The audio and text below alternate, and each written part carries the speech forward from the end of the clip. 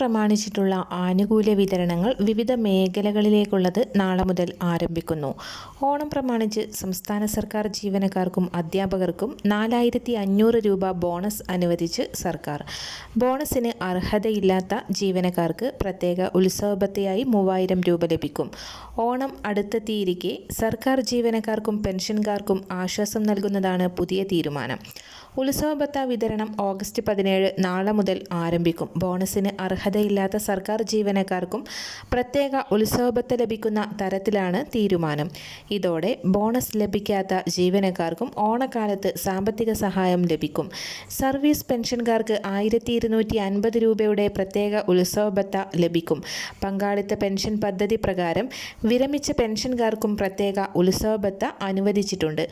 ഓണക്കാലത്തെ അധിക ചിലവുകൾക്കായി സർക്കാർ ജീവനക്കാർക്ക് സാമ്പത്തിക സഹായം ഉറപ്പാക്കുന്നതിൻ്റെ ഭാഗമായാണ് ബോണസും ഉത്സവബത്തയും അനുവദിച്ചിരിക്കുന്നത്.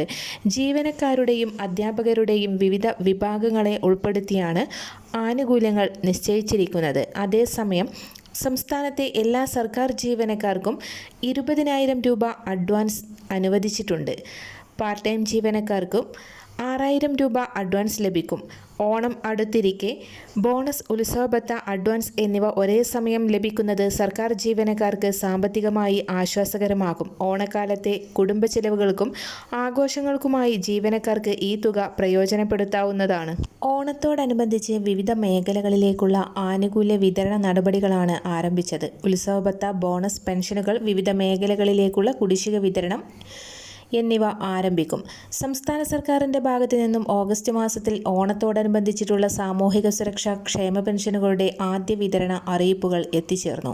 വാർദ്ധക്യകാല പെൻഷൻ, വിധവ, ഭിന്നശേഷി പെൻഷനുകൾ, കർഷക തൊഴിലാളി പെൻഷനുകൾ, അവിവാഹിത പെൻഷനുകൾ, ഇതോടൊപ്പം തന്നെ ക്ഷേമനിധി ബോർഡുകൾ വഴി പെൻഷൻ തുക സ്വീകരിക്കുന്ന ഗുണഭോക്താക്കൾ എന്നിവരിൽ ബാങ്ക് അക്കൗണ്ട് നമ്പറുകൾ നൽകിയിട്ടുള്ള ആളുകൾക്ക് ആദ്യഘട്ടത്തിൽ തുക എത്തിച്ചേരും. എന്നാൽ സഹകരണ സംഘം ജീവനക്കാർ വഴിയുള്ള പെൻഷൻ തുക വിതരണം സർക്കാർ നിർത്തലാക്കിയതിന് പിന്നാലെ സാമൂഹിക സുരക്ഷാ പെൻഷൻ കൈകളിലേക്കുള്ള വിതരണം സംബന്ധിച്ചിട്ടുള്ള പുതിയ അറിയിപ്പുകൾ കൂടി എത്തിയിരിക്കുകയാണ്.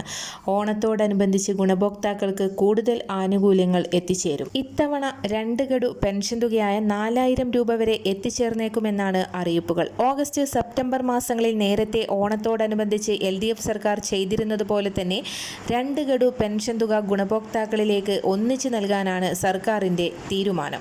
ശമ്പളം, പെൻഷൻ, ക്ഷേമ പെൻഷൻ, വിവിധ മേഖലകളിലേക്ക് ഓണത്തോടനുബന്ധിച്ചിട്ടുള്ള ആനുകൂല്യങ്ങൾ, ഉത്സവബത്തകൾ, സർക്കാർ സഹായങ്ങൾ എന്നിവയടക്കം വിതരണം ചെയ്യുന്നതിലേക്കായി സർക്കാർ കേന്ദ്രത്തിൻ്റെ ഭാഗത്തു നിന്നും വീണ്ടും കടമെടുപ്പ് ലേലം നടത്തും.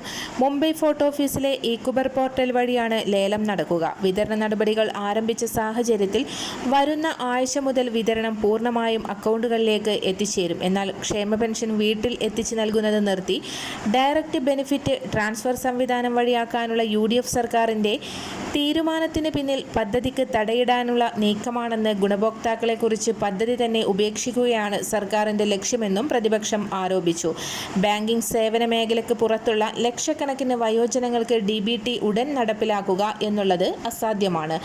അക്കൗണ്ട് തുടങ്ങുന്നത് ഉൾപ്പെടെയുള്ള നടപടിക്രമം പൂർത്തിയാക്കാൻ മാസങ്ങളെടുക്കും. ഇത്രയും കാലത്തെ പെൻഷൻ തുക കൈകളിൽ തുക സ്വീകരിക്കുന്ന ഗുണഭോക്താക്കൾക്ക് മുടങ്ങുകയും ചെയ്യും. മുടങ്ങിക്കിടക്കുന്ന കുടിശ്ശിക പിന്നീട് ലഭിക്കാൻ സാധ്യതയുമില്ല. 62 ലക്ഷം ഗുണഭോക്താക്കളിൽ മുൻപ് DBT തിരഞ്ഞെടുത്തവർ ഒഴികെയുള്ള ബഹുഭൂരിപക്ഷത്തിനും വീട്ടിൽ പെൻഷൻ ലഭ്യമായിരുന്നു. ഇതാണ് നിലയ്ക്കാൻ പോകുന്നത്. പെൻഷൻ 3000 രൂപയാക്കി വർദ്ധിപ്പിക്കുമെന്ന് വാഗ്ദാനം നൽകി അധികാരത്തിലെത്തിയവർ പദ്ധതിയുടെ കടക്കൽ കത്തിവെക്കുകയാണെന്നും പ്രതിപക്ഷം ആരോപിച്ചു. രാജ്യത്ത് DBT ഏർപ്പെടുത്തിയ എല്ലാ പദ്ധതികളിൽ നിന്നും ലക്ഷക്കണക്കിന് ഗുണഭോക്താക്കളാണ് പുറത്തായത്. ബാങ്ക് അക്കൗണ്ട് ഇല്ലാത്തവർ, അക്കൗണ്ട് വിവരങ്ങളിൽ പിശകുള്ളവർ, ഡാറ്റാബേസിൽ വിവരങ്ങൾ തെറ്റുള്ളവർ തുടങ്ങിയവർ വിവിധ പ്രശ്നങ്ങൾ മൂലമാണ് പുറത്താക്കപ്പെട്ടത്. നേരിട്ട് കൊടുത്തിരുന്ന ആനുകൂല്യങ്ങൾ DBT വഴിയാക്കിയത് കാരണം 1/3 പേർക്ക് ലഭിക്കാതെ പോയിട്ടുണ്ടെന്നും CAG കണ്ടെത്തിയിരിക്കുകയാണ്. കേന്ദ്ര സഹായം നഷ്ടപ്പെടുമെന്ന വാദം ഉയർത്തുന്നതും ബലിശമാണെന്നും ആകെ നൽകുന്ന സാമൂഹിക സുരക്ഷാ പെൻഷൻ തുകയുടെ 1% കേന്ദ്രവിഹിതം ഉള്ളൂ എന്നും 86% പേർക്കും സംസ്ഥാനമാണ് പെൻഷൻ നൽകുന്നതെന്നും കേന്ദ്രവിഹിതത്തിന്റെ പേര് പറഞ്ഞ് ഒരു ഘട്ടത്തിലും LDF സർക്കാർ പെൻഷൻ മുടക്കിയിട്ടില്ല എന്നും പ്രതിപക്ഷ നേതാവ് പിണറായി വിജയൻ സഭയിൽ ഉന്നയിച്ചു. എന്നാൽ ഇതുവരെയും പെൻഷൻ ലഭിച്ചുകൊണ്ടിരിക്കുന്ന രീതിയിൽ തന്നെ ഓണത്തോടനുബന്ധിച്ചിട്ടുള്ള പെൻഷൻ തുക വിതരണം ചെയ്യുമെന്ന് ഇപ്പോൾ സർക്കാർ അറിയിച്ചിരിക്കുകയാണ്. എന്നാൽ വൈകാതെ തന്നെ കൈകളിൽ തുക സ്വീകരിച്ചുകൊണ്ടിരിക്കുന്ന ഗുണഭോക്താക്കൾക്ക് പെൻഷൻ അനുവദിക്കപ്പെട്ട തദ്ദേശ സ്വയംഭരണ സ്ഥാപനങ്ങളുമായി ബന്ധപ്പെട്ട് പെൻഷൻ പൂർണ്ണമായും DBT സംവിധാനത്തിലേക്ക് മാറ്റേണ്ടി വരും. ഇത് സംബന്ധിച്ചിട്ടുള്ള തീയതി അറിയിപ്പുകളും നടപടിക്രമങ്ങളുടെ ഘട്ടങ്ങളും സർക്കാർ ഉടൻ തന്നെ അറിയിക്കുകയും ചെയ്യും. ഓണത്തിന് 1 മാസത്തെ ക്ഷേമ പെൻഷൻ മുൻകൂർ നൽകിയേക്കും. സാമ്പത്തിക സ്ഥിതി പരിഗണിച്ചാകും സർക്കാർ തീരുമാനം. ഓഗസ്റ്റിലെ പെൻഷനോടൊപ്പം സെപ്റ്റംബറിലേത് കൂടി നൽകാനാണ് ആലോചന. ഓണത്തിന് ശമ്പളം, പെൻഷൻ ചിലവിന് പുറമെ ഉത്സവ ഭത്ത, ബോണസ്, സാലറി അഡ്വാൻസ് തുടങ്ങി വൻ ചിലവുകളാണ് സർക്കാരിനെ കാത്തിരിക്കുന്നത്. 10,000 കോടിയിലധികം രൂപ അധികം കണ്ടെത്തേണ്ടി വരും. കേന്ദ്രത്തിന്റെ വായ്പാ നിയന്ത്രണവും സർക്കാരിന് പ്രതിസന്ധി ഉണ്ടാക്കും. ക്ഷേമ പെൻഷൻകാർക്ക് ബാങ്ക് അക്കൗണ്ട് തുടങ്ങാൻ സാവകാശം നൽകും. പെൻഷൻ വിതരണം ബാങ്കിലൂടെ ആക്കിയിരുന്നു. KYC ഉള്ളതും ആധാർ ലിങ്ക് ചെയ്തതുമായ ബാങ്ക് അക്കൗണ്ടുകളിലേക്കാണ് ക്ഷേമ പെൻഷൻ മാറ്റുക. നിലവിൽ 51 ലക്ഷം പേരാണ് ക്ഷേമ പെൻഷൻ വാങ്ങുന്നത്. ഇതിൽ 27 ലക്ഷം പേരും ബാങ്ക് വഴിയാണ് ഇപ്പോൾ പെൻഷൻ വാങ്ങുന്നത്. ശേഷിക്കുന്ന 23 ലക്ഷത്തിലധികം പേരാണ് സഹകരണ സംഘങ്ങളിലൂടെ പണം വീട്ടിലെത്തിക്കുന്നത്. ഇവരിൽ കിടപ്പ് രോഗികൾ അല്ലാത്തവരുടെ വിതരണമാണ് ബാങ്കുകളിലേക്ക് മാറ്റുന്നത്. അതേസമയം കിടപ്പ് രോഗികളായ പെൻഷൻകാരുടെ കണക്കെടുക്കാൻ സർക്കാർ തുടങ്ങിയിട്ടുണ്ട്. കാസർഗോഡ് ജില്ലയിലെ എൻഡോസൾഫാൻ ദുരിതബാധിതർക്ക് നൽകിയ വാക്ക് പാലിച്ച് സർക്കാർ.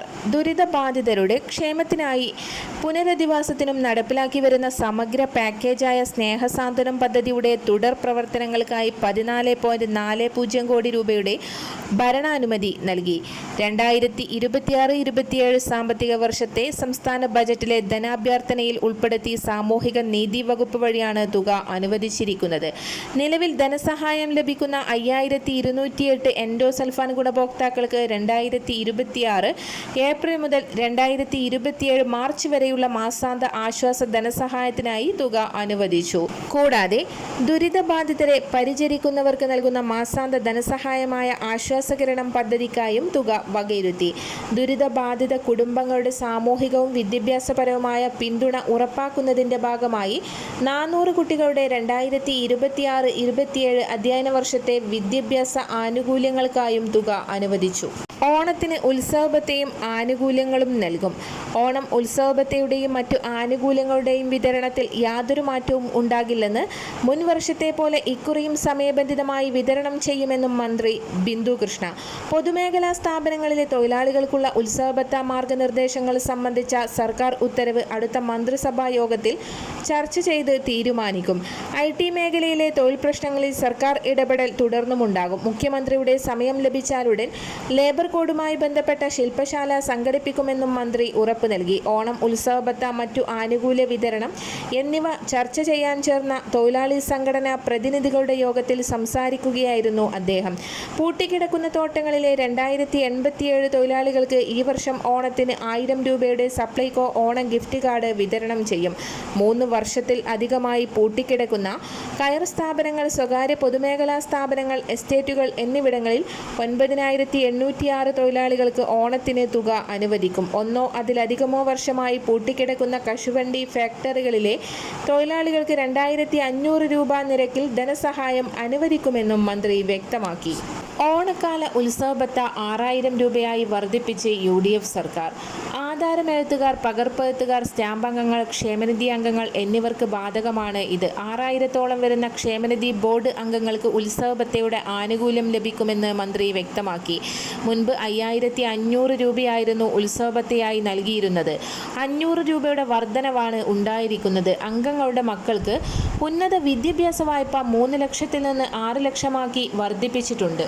പ്രവാസി ക്ഷേമനിധിയിൽ അംശാദായം അടക്കുന്നതിൽ വീഴ്ച വരുത്തിയ അംഗങ്ങൾക്ക് പെൻഷൻ ലഭിക്കുന്നതിൽ ആശങ്ക. രോഗം, തൊഴിൽ നഷ്ടം, സാമ്പത്തിക പ്രതിസന്ധി തുടങ്ങി വിവിധ കാരണങ്ങളാൽ അംശാദായം കുടിശ്ശികയായ ഒട്ടേറെ പേർക്കാണ് പെൻഷൻ ലഭ്യമാക്കാത്തത്.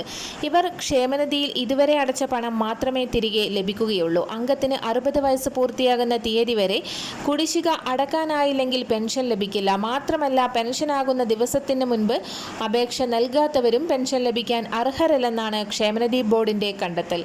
അംഗങ്ങൾക്ക് 60 വയസ്സ് പൂർത്തിയാകുന്ന ദിവസം തന്നെ അവരുടെ അവരുടെ ക്ഷേമനിധി അക്കൗണ്ട് ക്ലോസ് ചെയ്യും. തൊട്ടടുത്ത ദിവസം പോലും കുടിശ്ശിക അടക്കാനും പെൻഷന് അപേക്ഷ നൽകാനും അവസരമില്ല.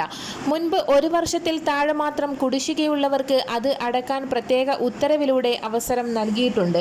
എന്നാൽ ഇപ്പോൾ അതിനായി സംവിധാനമില്ല. കുടിശ്ശിക കാരണം പെൻഷന് അർഹത നഷ്ടമായവർക്ക് പെൻഷൻ പുനഃസ്ഥാപിക്കാൻ കഴിഞ്ഞ ഫെബ്രുവരിയിൽ അവസരം നൽകിയിരുന്നു. ഭരണമാറ്റം വന്നതോടെ അത് നടന്നില്ല.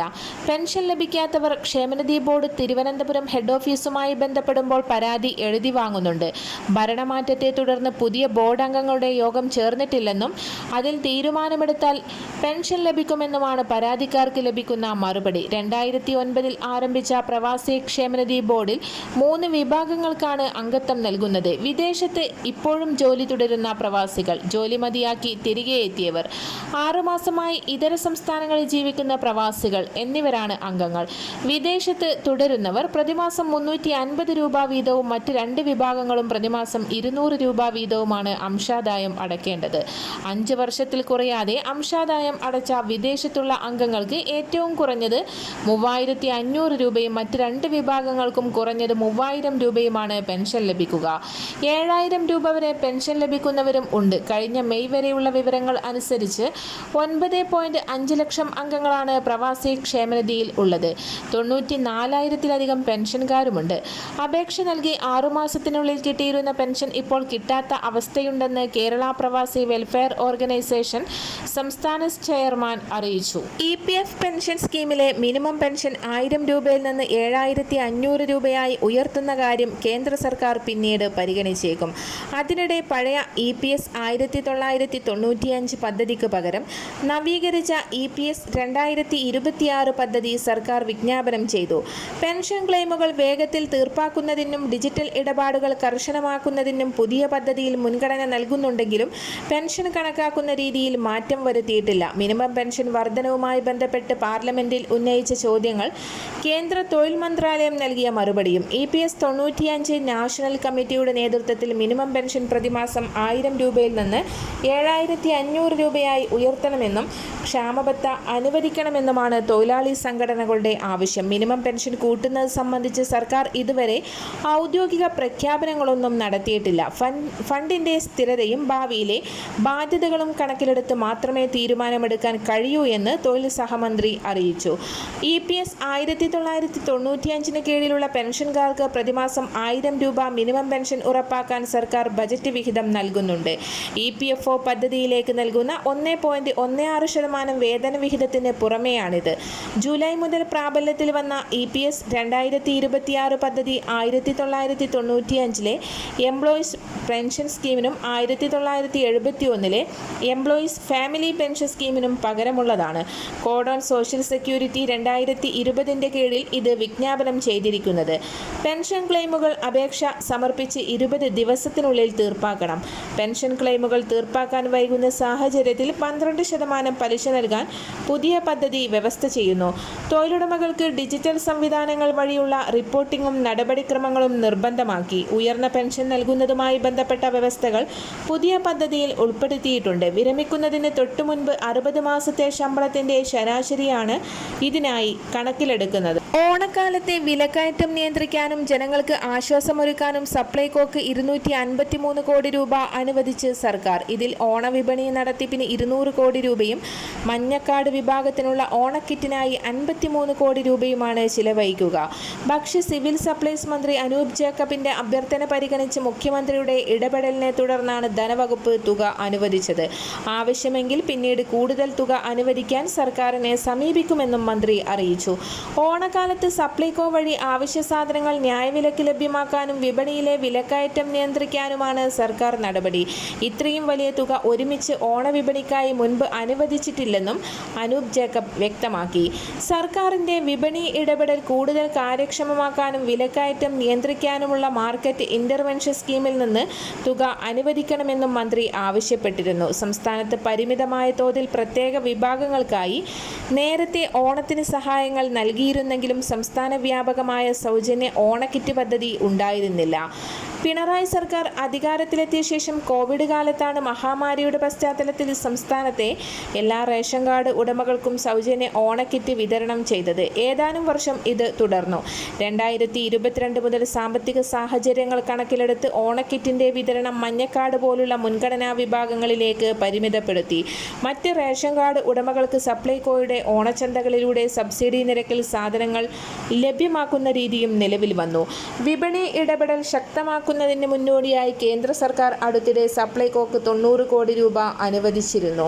മന്ത്രി അനൂപ് ജേക്കബ് കേന്ദ്ര ഭക്ഷ്യമന്ത്രിക്ക് നൽകിയ നിവേദനത്തിന്റെ അടിസ്ഥാനത്തിലാണ് തുക അനുവദിച്ചത്. കേന്ദ്ര സർക്കാർ സപ്ലൈകോക്ക് നൽകാനുള്ളതാണ് തുക. 200 കോടി രൂപ കൂടി ഉടൻ അനുവദിക്കുമെന്ന് ഭക്ഷ്യമന്ത്രാലയം അറിയിക്കുകയും ചെയ്തു. കേന്ദ്ര സർക്കാരിന്റെ സഹായമായ PM കിസാൻ സമ്മാൻ നിധി യോജനയുടെ അടുത്ത ഗഡു വിതരണ നടപടികൾ കേന്ദ്ര സർക്കാരിന്റെ ഭാഗത്തു നിന്നും ആരംഭിച്ചിരിക്കുകയാണ്. ഇതിന്റെ ഭാഗമായി 27 ലക്ഷത്തോളം വരുന്ന കർഷക ഗുണഭോക്താക്കൾക്ക് വീണ്ടും EKYC പൂർത്തിയാക്കണമെന്നുള്ള നിർദ്ദേശം കേന്ദ്ര കൃഷി മന്ത്രാലയത്തിന്റെ ഭാഗത്തു നിന്നും എത്തിയിട്ടുണ്ട്. PM കിസാൻ സമ്മാൻ നിധിയുടെ ഔദ്യോഗിക പോർട്ടൽ സന്ദർശിച്ച് EKYC പൂർത്തിയാക്കാവുന്നതാണ്. അക്ഷയ കേന്ദ്രങ്ങളെയോ കോമൺ സർവീസ് സെന്ററുകളെയോ സമീപിച്ച് ഗുണഭോക്താക്കൾക്ക് EKYC പൂർത്തിയാക്കാം. 2018 വർഷം മുതൽ സ്വന്തമായി കൃഷിഭൂമിയുള്ള ഗുണഭോക്താക്കൾക്ക് ഇതുവരെയും അപേക്ഷ വെച്ചിട്ടില്ല എങ്കിൽ ഇപ്പോൾ തന്നെ അപേക്ഷ വയ്ക്കാവുന്നതാണ്. 2018 കരമടച്ച രസീതിന്റെ കോപ്പി ഇതിനായി ഉപയോഗിക്കേണ്ടി വരും.